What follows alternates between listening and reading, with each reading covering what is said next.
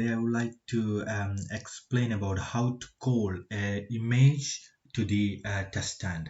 Here we can see this NI test stand sequence editor. I'm so interesting, and it's like so I would like to show that this is the NI test stand 2020 model, because it's like a slightly different the UI, and also like the colors and everything is something different. So but it's like almost same, because the run button and everything usually was here, but right now here.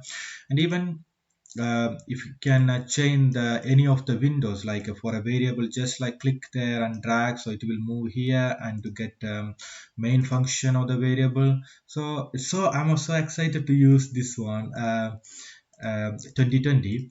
So if anything you feel that you messed up, or you just like a move there or here, sometimes just like a little bit hard that we move the function to somewhere, or we can't find where it is, and then something like that, then just go to the view icon and reset UI configuration. So it will be come to the default configurations of the test stand. So right now I'm going to start create a new file, just to show that. I'm just close the remaining ones.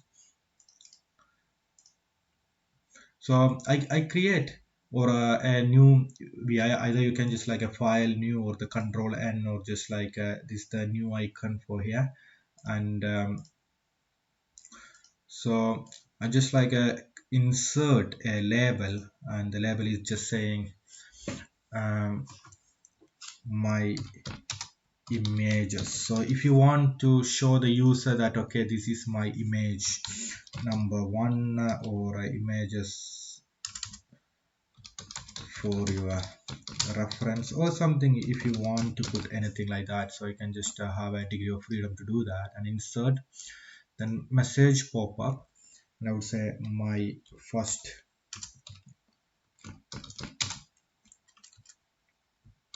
image. And after I would say okay, here is the pop-up. It's just like a source symbol. So my first image. Then here we go. So like again, I just like insert a pop-up one more time. So my yeah, so images, I just like I made just an emblem lab test. That's one I created.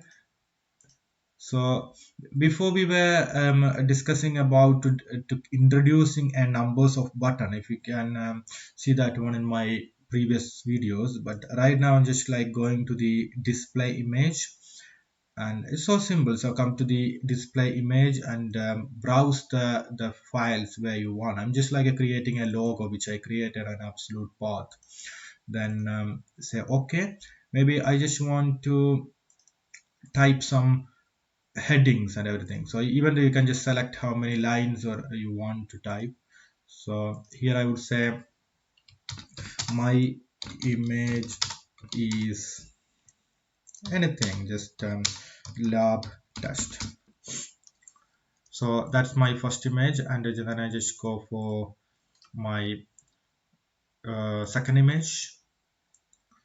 My second image is, so here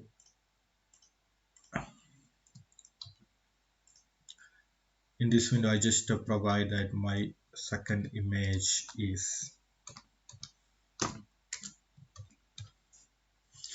then again what is my, so I just like add one more image to get to better understanding that my second image is, I will say, test stand. And for that, again, what we have to do, then just go to the layout and sorry, yeah, option, and this my window is a little bit hang. Okay, so click over there and just go to my image and absolute path. Then what is your image is called, it's a test stand.